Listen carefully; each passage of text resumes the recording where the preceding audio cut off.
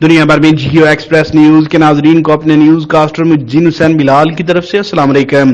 خبر شامل کرتے ہیں وفاقی دارالحکومت اسلام آباد سے، جہاں سابق سینیٹر چودھری محمد جعفر اقبال و سابق مشیر وزیر اعظم بیگم عشرت اشرف کی صاحبزادی کی شادی سرینا ہوٹل اسلام آباد میں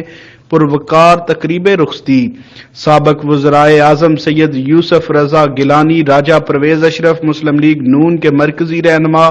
رانا ثناء اللہ خان، خواجہ سعد رفیق، محمد احسن اقبال،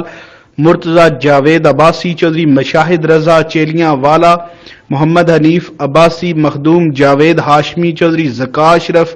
بیرسٹر محسن شاہ نواز رانجھا، پیر صابر حسین شاہ، چودھری جعفر اقبال، ڈاکٹر طارق فضل چودھری، چودھری دانیال عزیز، چودھری عابد رضا کوٹلہ، ملک ابرار حسین، چودھری ظہیر مجاہد، ایڈوکیٹ حاجی عمر فاروق نے خصوصی طور پر شرکت کی۔